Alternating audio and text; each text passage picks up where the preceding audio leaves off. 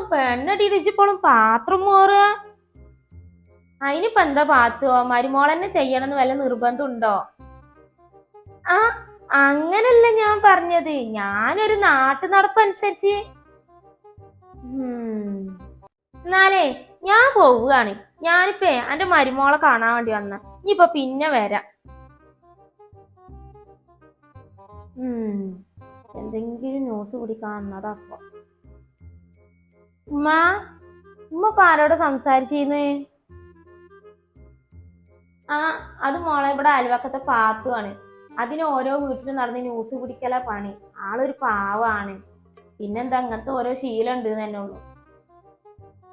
ആ, അവിടെ ഇരിക്കു കുൽസുക. ഇക്കൊരാളെ വർത്താനത്തിന് കിട്ടാൻ കാത്തിരിക്കേന്ന് ഞാൻ.